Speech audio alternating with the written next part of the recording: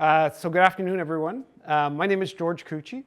Like Billy said, I was the strength coach for the North Bay Centennials many years ago. I was a police officer actually for 33 years. I started with North Bay City Police, then I went to my own community.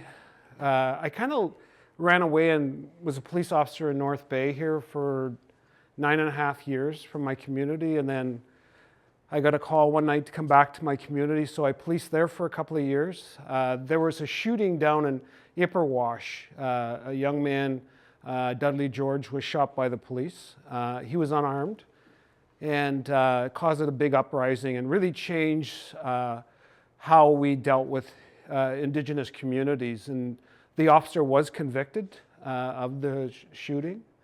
They sent me back. I came back to North Bay. Worked with the team again, and then the OPP asked me to join them.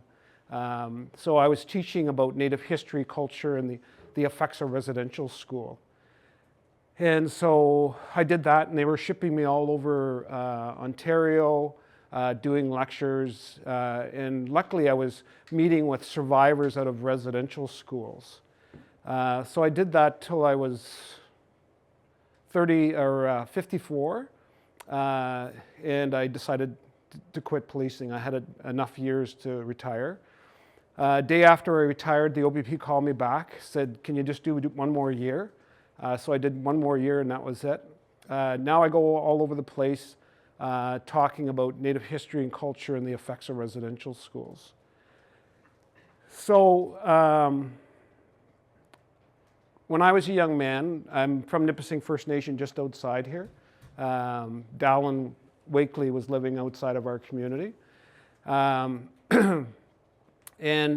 if I was in my own community, I would have said, Bonjour, Dishnakaj, Gibawanasa, Nipissing Dolshaba. So what I said was my native name is Zungadi, and I come from the Gibawanasa clan, which is the Red-Tailed Hawk clan. And my Dolshaba, or my home, is Nipissing First Nation. That is the only Ojibwe that I know. My grandkids actually speak more of the language than I do. And you'll find that a lot of our communities have lost their language through the residential school systems that had happened. I ran a summer camp for Indigenous Youth also. We were bringing kids all over Northern Ontario to this camp, just south of here. And we would fill the camps. It would be 30, 40 kids at each camp. We had 3 camps during the summer. And the kids were all excited to be at our camp. It's free. We got funding. So we brought the kids in. They got t-shirts, everything they needed. And so they were all excited to be there. So one of the things I said to the kids, I said, you don't have to answer the question, but I'm going to ask you anyways. The first question I'm going to ask you is, why are you here?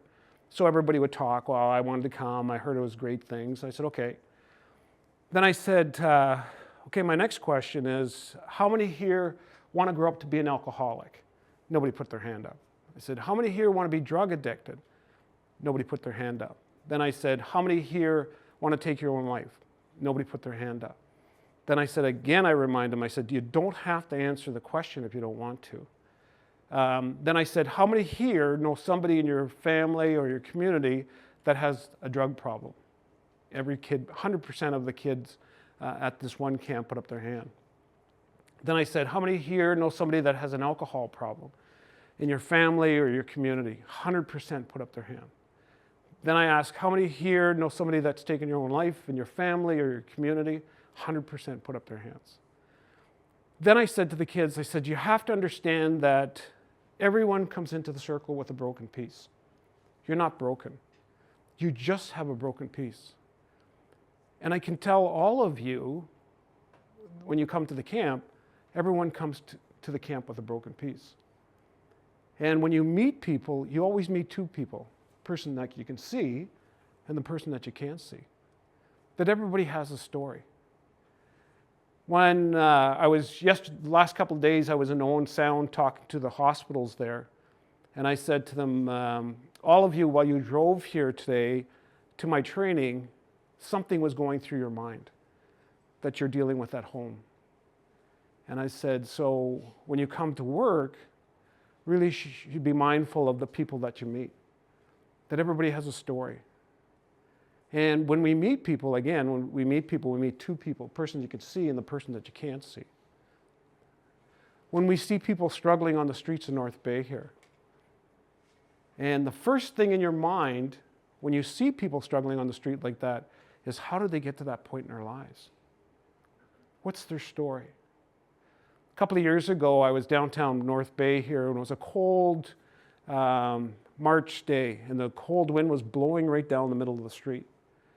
And there was a young man really struggling on the street, and he was standing by himself, and his pants were down to his knees, and he didn't have any shorts on. Like, he was bare ass in the middle of the street, and he was just frozen. And he was just standing like this, picking things like he was picking apples out of a tree. And I turned around, and my wife was watching me, and she looked at me and she said, probably when he was 3 and 4, somebody loved him. And she said, you wonder how he got to this point in his life. And so, again, when we meet people, we always meet two people. The person you can see, the person that you can't see. And even when our friends are struggling at home or in the dressing room, you should always be thinking what's going through their mind. What's their struggle? When I was a young kid growing up, my father was a residential school survivor. So in 1886, 1887, the Canadian government decided that Indigenous kids had to go to residential schools. So they came into our communities, took all the kids away, and put them into residential schools. And I investigated some of these residential schools, and there was lots of abuse at the residential schools. One of the places we investigated was in Fort Albany, and they had an electric chair there. So if you were bad, bring you down to the office, put you on a chair, and they had this generator set up on a steel chair. If you were bad, they sent a voltage through your body. Some other kids, when they disappeared, they couldn't find them. They also, some of the young girls were impregnated by the priests. One of the investigations we did, I'd asked the lead investigator, I said, who was worse, was the nuns or the priests at the residential school? And he said, well, we charged one nun. She would line up boys, 12, 13 outside of her room, and one after another, they'd come and have sex with her. Like, the place was just a mess. Like, it was just crazy. But as society, we saw Indigenous people as less than. And again, when you tell somebody enough times you're less than, then you start to believe it. So as a kid, when I grew up, we'd watch old Western movies. And who was always the bad guy in Western movies? The Indians. So again, it was telling us, oh, you're the bad guy. And I come from a huge family. I got 10 older brothers. And we'd go out after we would watch Western movies, and my brother would say, come on, let's go outside and play cowboys and Indians. And the older brothers got to pick who was going to be the cowboys. So guess who was the Indian all the time? I'd be running around, ah! And as a little kid, that's the last thing I wanted to be, was an Indian or Indigenous. And again, as a kid growing up, all I wanted to be seen as normal. And normal was the dominant society. So as a kid, every time we went to school, like our grade 2, 3 teacher would tell us, you're drunk, or you're lazy, your dad's drunk or lazy, you're uneducated. And it was a constant reminder as a young kid that we're less than. And so a lot of the Indigenous youth that I meet, I talk about that shame that we carry in our communities. And I said, you got to find out, what is your sense of belonging? Where do you come from? And I tell parents the same thing. I said, you got to stop telling your kids to be ashamed of who they are. They need to be proud of who they are. When I talk to Indigenous youth, I always say that we're first in line when nobody wants to be first, and we're last in line when nobody wants to be last. We have the highest rates of suicide in the whole world as a minority. Some of the places I've gone to in the far north, Pekanjikam, Sioux Lookout, Big Trout Lake, huge rates of suicide. On the James Bay coast at one point, we had more suicides than murders in Ontario. we have the highest rates of AIDS, the highest rates of obesity, highest rates of diabetes. Indigenous people in Canada make up 4% of the population, and we make up 34% of the federal prisons. Indigenous women actually make up almost 50% of federal prisons.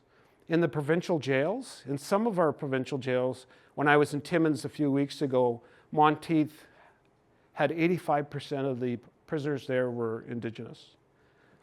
And a place in Kenora, 95% of the prisoners there were Indigenous. Huge numbers. So for our community, again, was about that sense of belonging. Where did we come from? Why should we be proud of who we are? So when we had Indigenous Day a couple of weeks ago, or September 30th, I know some of you guys wore orange t-shirts. And again, for Indigenous people, it was about not surviving, but how do we thrive in our community? Where do we come from? So when I went to high school, I didn't realize I was dyslexic till I was 30 years old. So in high school, I'd lost 15 credits.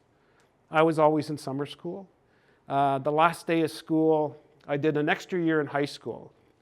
And that extra year was to get more credits because I didn't have enough credits. So the last day of school, I get a call at home. Hey, George, it's so-and-so from Chippewa High School. We counted up all your credits, you're missing one. So you have to come back for high school. So I went to summer school, finished summer school, went to college, and something clicked in college. And after 2 years of college, I became a police officer. And when I talk to our youth now, I say, you got to find out what is your passion in life? What is your spark that you have?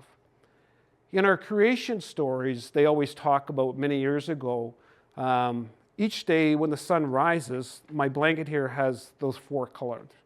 Yellow represents the east, where the sun rises each morning.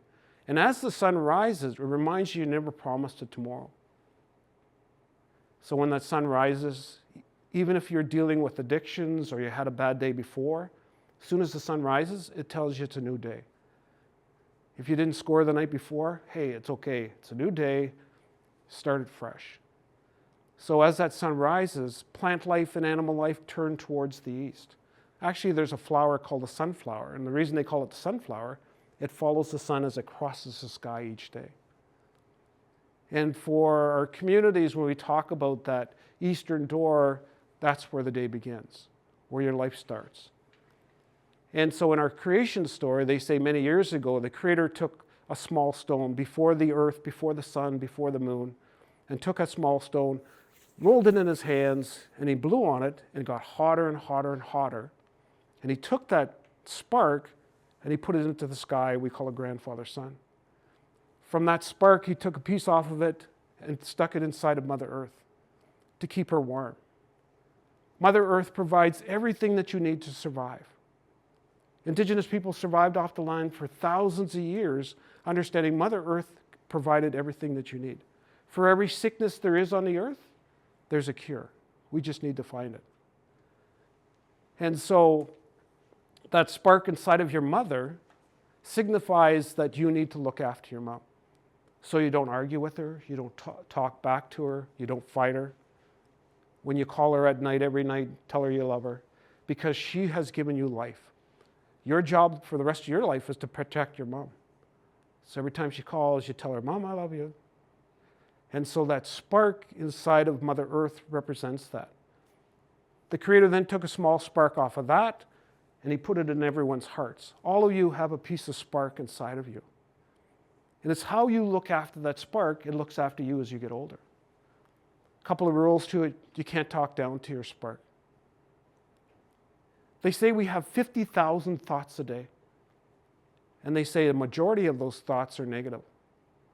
Why would somebody pick me on the team? Why would I even try out? Why would I even try at school? And so you got to look after your spark. Don't talk down to it. Don't abuse it. My good friend here has a spark, so I don't talk down to his spark or I don't abuse his spark. Be the spark that lights up in the room when you walk in. I could see that when I was watching you guys come in. Every so often somebody goes, hey, there he is. So don't be the spark that lights up the room when you walk out. I know when Bill was playing, as soon as he walked out, everybody was excited he was gone. No, I'm just joking. So be the spark that lights up the room when you walk in. Your small spark can help somebody in their darkest moments. Your small spark can help somebody in their coldest moments. By just coming in and checking on somebody's spark. Hey buddy, what's going on today? How's your spark? 2 ways to put out your spark: alcohol and drugs. And I can tell you that your spark will not stay inside when you're doing alcohol and drugs. When I work with kids with addictions, and that's what they tell me. Said when we first started to do drugs, we were laughing and joking around. He said after a while we knew we were addicted because we didn't laugh. I don't even remember if the TV was on. You've got to look after your spark. Your spark can start a huge fire in this community. When you come off the ice after the game, all those kids are trying to give you a high five. One time when I was with the Centennials, one of the guys came off and he said, I hate when fans ask me for an autograph. And I said, sign them while they're still asking, because one day they're not going to be asking. And I said, make that spark in those kids' lives. Just a little poke at somebody really changes who they are. So that spark that we carry can change many things in our community. Change your own life. Change your family's life. And again, your buddies, your job for the rest of your life is to check on your friend's spark. When you come in, hey, how's it going today? How's things? And your coach has a spark too, so you got to check on your coach's spark. In our culture, when we talk about our connection to the land, we talk about Turtle Island. So for Indigenous people, we say, oh, I'm Anishinaabe person from Turtle Island. And in our traditional stories, they say many years ago when the Creator came and he spoke to all the animals, he said, I want to put people onto the earth. Where should I put them? And the turtle came forward and he said, put them on my back, they can live here. So the muskrat heard the story, grabbed some mud, put it onto the back of the turtle, and life began. And so you'll hear people refer to us as people of Turtle Island. There's a magazine called Turtle Island. There's a newspaper called Turtle Island. And that's what they're referring to, the people of Turtle Island. And so many years ago, my good friend here would be looking after the turtle in his wigwam or teepee or his longhouse. And he could tell us when it was time to hunt, when it was time to harvest, just on the back of this large turtle. So the lunar year is so important to Indigenous people. How many full moons in a year? Does anyone know?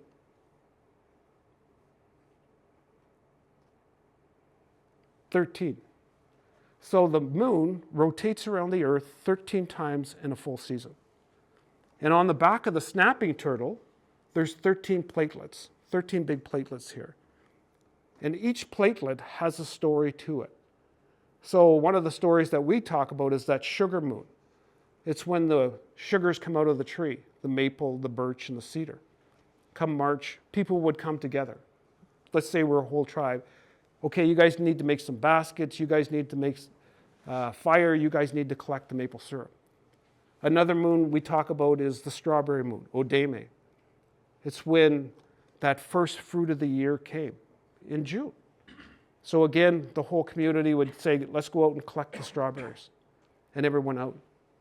When women collected the strawberries, they brought them back to the men to share them. When men received the strawberry, they made an obligation in life to protect those women forever. Because the women were the leaders in the community. Because they have been given the gift of creation. So your job for the rest of the life is to protect the women of our communities. You don't hurt them, you don't abuse them, you don't tease them. You look after them. And so that strawberry reminds us of those things. Another one is called the blueberry moon or the cranberry moon. We also call the bear moon in February because it's when the cubs are born in February. And so that bear is the medicine keeper in our communities. So that's what they talk about. On the outside of the turtle, there's 28 indentations. And the 28 indentations represent the approximate days in between each full moon. Actually, it's 23 28 3/4 days in between each full moon if you start counting them. So again, my good friend, Mr. Tarian, would start counting. We saw a full moon. 1, 2, 3, 4, 5. And as it's getting up to the next full moon, he'd tell his boss, Chief, the next full moon's coming. So we would prepare how we survived off the land by that. The turtle also talks about our past, where we've come from, what we're doing now, where we're going. How many here have ever done anything stupid? Put up your hands. When I was in high school a couple of weeks ago, the kids said, do you mean just today? So we've all done something stupid. This morning I got the privilege to go in to talk to somebody at the home here for people that are dying. And one of the things he talked about, he said, I'm not sure, I've done a lot of stupid things in my life. And I said, when you go through the western door, and we talk when you die, you go through the western door. You start at the eastern door and you travel over to the western door. And I said, when you travel through that western door, they don't ask for your resume. And I said, they don't send you below, they don't send you back. And I said, one of the hardest things we need to do as humans is to forgive ourselves. If you can't change the past, then stop thinking about it. I find myself doing that ever so often. I used to fight a lot in high school. And I think now, why was I fighting so much? And I'm thinking now, why am I still talking about that? That's gone by. We also talk about the future, where we're going. So the past is depression, and the future is anxiety. We worry about things. What happens? What happens this? And I know people that have been stuck in their home for the last 10, 15 years because they're afraid to go outside of their home, or they're afraid to try something new. When I tell young people in our communities, I say, in life, you're given a gift that you're going to do something better than everyone else does. And you've got to find out what is that gift. For some of you, it might be great hockey players. For some of you, you might become a teacher, a police officer. Never give up what you're looking for. I walked into a coffee shop one time, and the teachers from Chippewa were there, and there was a bunch of retired teachers, and I was in my uniform. And they said, come here, come here. And I walked over, and they all started to laugh, and they said, we were just talking about you yesterday. Who'd ever thought that you would become a police officer? So be that person somebody's going to come up to in a couple of years and say, who'd ever thought you'd be a doctor? Who'd ever thought you'd be a teacher? And so don't worry about the future. Live in the moment right now. How you're breathing, looking after yourself. So one of the things when I talk to doctors and nurses about is living in the moment now. How we start to breathe, how we look after ourselves. Your mind is always racing. You can't control what you're thinking, but you can control what you're breathing. So we're going to try a small little exercise here.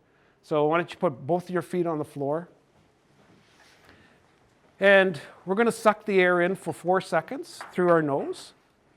Then we're going to hold it for 4 seconds. And then we're going to breathe it out as controlled as possible. So I want you to close your eyes. Take a nice deep breath. 1, 2, 3, 4. Hold it. 1, 2, 3, 4. Breathe it out. Again, try that.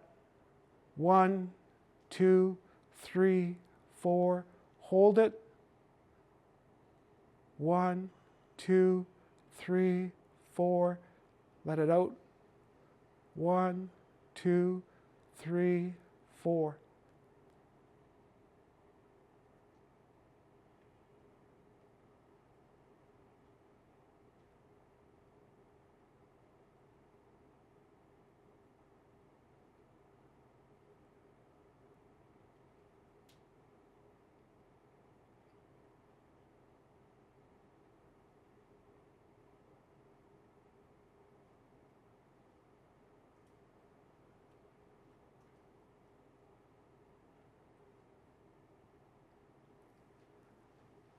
So, You should do that daily. They say 15 minutes a day you should take time for yourself. When I talk to police officers and doctors and nurses, I say 15 minutes a day will lower your heart rate, your blood pressure, will bring your mind back to what's really important, especially when you're going through a lot of tough times. Am I going to make the team? How am I doing in school? Am I going to see my mom this weekend? So again, looking after yourself in the present moment. So also on the blanket, I have a drum. When I was a kid, we'd watch old Western movies that have the big drum on the blanket, and they call it a war drum. And the drum never came back to my community until 30 years ago. My father countercultured us when he came back from residential school. He didn't want us to learn about our culture or our language because he was shamed about who we were. And as a kid, when I went to school, the kids would tease me about being Indigenous. And I remember I used to get so angry, not at them, but at myself. Because again, I wanted to be normal just like them. And my father would say to us, if you're going into North Bay, don't go by yourself. Go with 2 or 3 because they're going to fight you because you're an Indian. And I remember after a while, 4 or 5 of us would come and people would stare at us like, my God, they're going to hurt us. And then we realized that violence could control violence. And then we became violent. And so when I talk to our youth, I say, we need to go back to that drum. What it's really about, I said. So for the first 9 months of your life, that's what you heard in your mother's stomach. 24 hours a day. And that's what it represents. And when you were born, the doctor took you out, washed you all off, you started to cry, and then he put you back on your mother's chest and you stopped crying. And that's what the drum's about. It wasn't about war, about violence. It was your connection to your mom, your connection to Mother Earth. And at Indigenous Day, when we have on October 20th, the young people from our community will come out and sing. There's going to be a guy playing that drum. And that's what it represents, is the heartbeat of Mother Earth. So, I made these this morning. No, I'm just joking. Can you pass them around?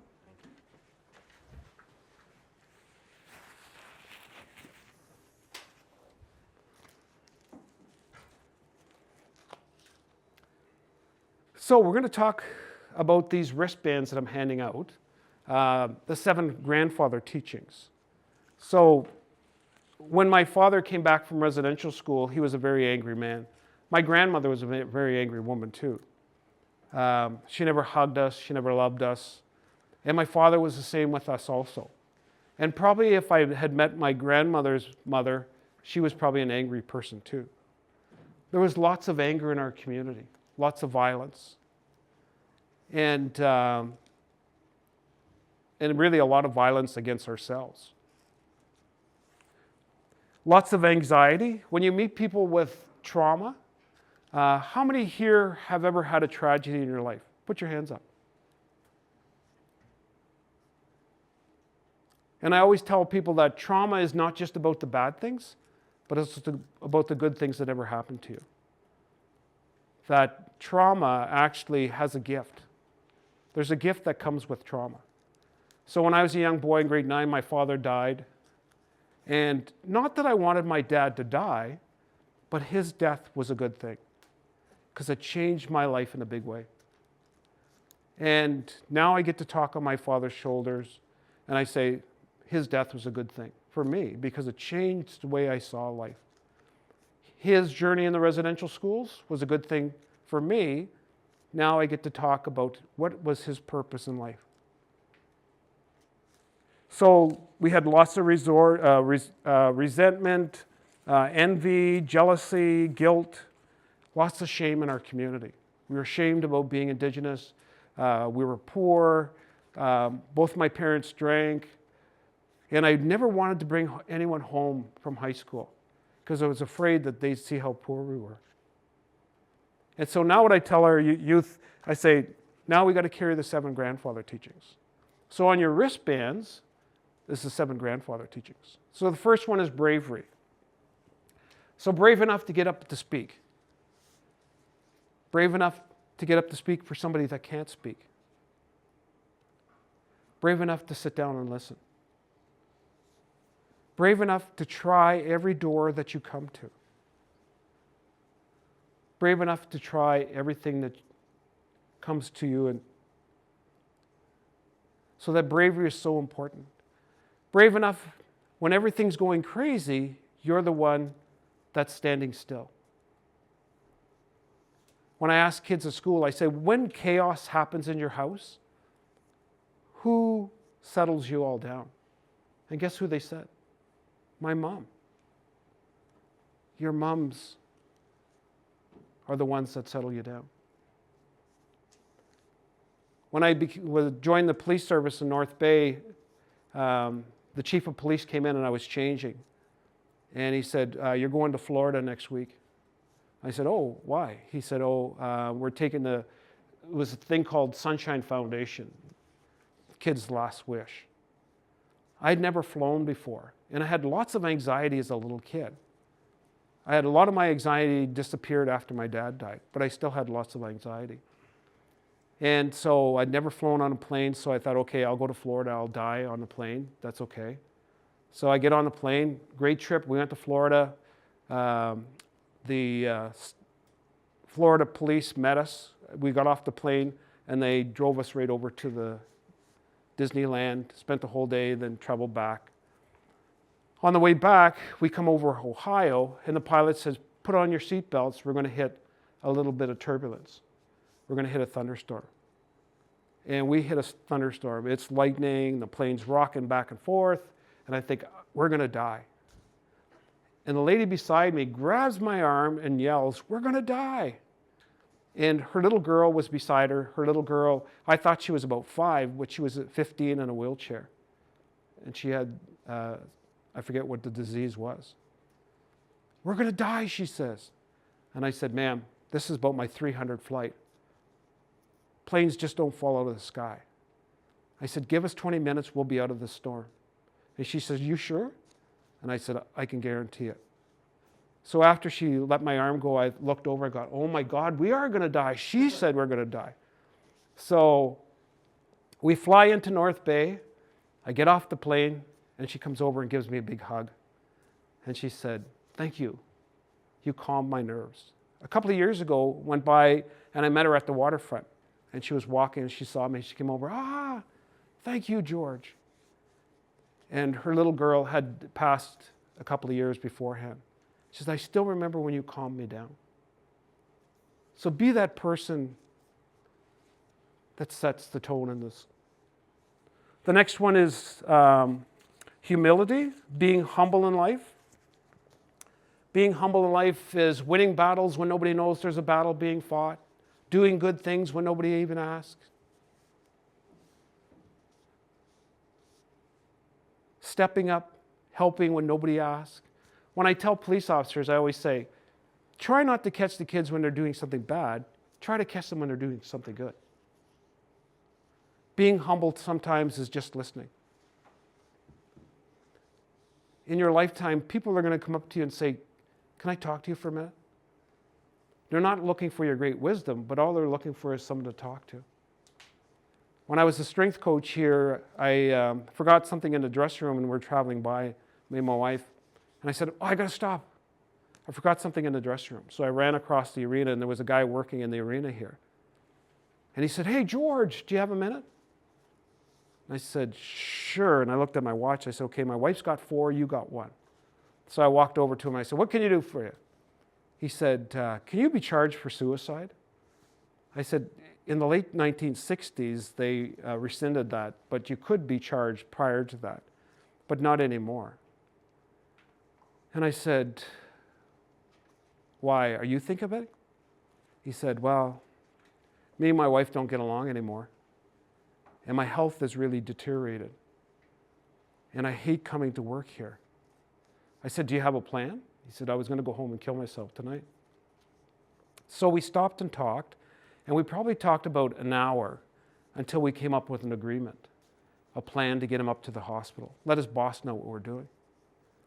And even when I come to watch the games here, sometimes I catch myself when I look at that spot that he was walking. And I thought, imagine if I had run by him. Sorry, I'm too busy. When I was a young police officer with the OBP, and every time they had a suicide in a First Nation community, they always picked me. Oh, you go because you're First Nation. When I go into the communities and I'd ask people, did they say anything to you? Did they give you anything? And people would say, she did say something to me. I wish I would have said something. He did give me this, but I wish I would have said something. And I always remind people that your 5 minutes of the story, your 5 minutes of the story, your 5 minutes of the story, your 5 minutes story makes a whole story. But just 5 minutes doesn't. But people carry that for the rest of their lives. So being humble, a friend of mine who's a psychologist, I said, how does it work to be a psychologist? He said, number one rule, shut up and don't say anything. People will come up with their own solutions. You just have to sit and listen. The next one is truth. Truth is how we walk. Walk like the man you want to follow. Be careful how you walk because somebody's always watching you, especially in North Bay here. When you guys leave the ice or come off the ice, or you're in the malls, people were watching you all the time. My son, one time, he was 15, and we're walking through the forest, drinking a can of pop, finishes it, throws it into the bush. I step one step and I go, okay, Rob, who's going to pick that up? We argued, finally he took it home. When he hit 15, he came home. Or 25, he came home. He said, Dad, I got to tell you a funny story. So what's your story? He said, me and Curtis were walking over. He was drinking a can of pop. He throws it into the bush. I take one step and I said, now Curtis, who's? Oh my God, Dad, I could hear your voice. Another time I was walking into the mall and there was a mom with 3 little girls. And as we got into the mall, the 3 little girls ran in every direction. And the mom yelled, everyone freeze. And then the mom said, oh my God, I sound like my mom. So be careful how you walk. Walk in a good way. The next one is honesty. Honesty is how we speak. Speak like the person you want to listen to.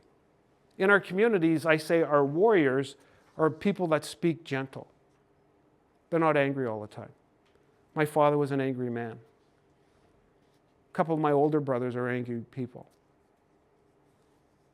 My little niece one time went through a swearing stage. She was using the F word all the time. So her and her mom were at the No Frills, and she said, Hannah's 5, and I'm packing all the groceries, and Hannah grabs me by the back of the coat and says, Mom, can I have one of the F and candy over here? And she said, I remember what people said, just ignore her, she'll stop. But she didn't. She got louder and louder and louder. Now she was yelling in the store, just one F and candy. So my sister-in-law rushes her out of the store, gets into the van and says, you ever swear again, I will put hot sauce in your mouth. So the little girl tells her where to go and swears all the way home. When they get home, my sister-in-law takes out the hot sauce, puts it in her tongue. The little girl, oh, is that ever effing hot? My sister-in-law asked me later, says, where would my little girl learn that? I said, listen to your husband as he works outside. He may not think anyone's listening, but it's that little girl. When I talk to kids, I say, where do we learn racism from? You know what they say? Our parents. How we're talking at the supper table at night. So again, speak with a gentle voice. The next one is wisdom. Wisdom comes through us through learning, maybe going to university, college, finishing high school, listening to your coach.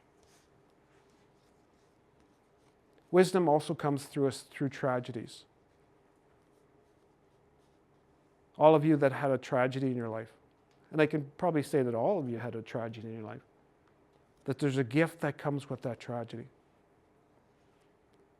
And you have to find out, what is that gift? What made me change? I met a young guy. Sometimes I meet young people that are wise beyond their years. And at the summer camp, we were allowed to take kids between 13 to 17. So I get to the camp, he looked like he's about 21. And as we get into the big circle like this, I said, okay, tell me why you're here.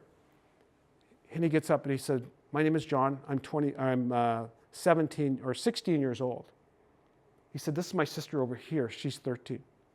Last year, my mother died of an overdose. And we don't know who our father is. And he said, shortly after my mom died, my grandfather came and took us home. Children's Aid came to our house, took us away from my grandfather, saying that he wouldn't be able to look after us. And my grandfather took his own life. And he said, now I have to look after my sister. And some of the police officers I was there with said, oh my God, every police officer needs to hear these kids' stories. So the last two is love and respect. When I used to investigate back in the 80s and 90s domestic violence, and most of the times it was women that were the victims. When we got to the house, men would change their attitude big time. And as soon as they saw the police, they'd say, oh, honey, I'm sorry, I don't know what happened to me. I'd never do this again. Then I'd ask the wife, do you want him charged? Oh, no, he's a lot better now. In 2 weeks, the same thing has happened.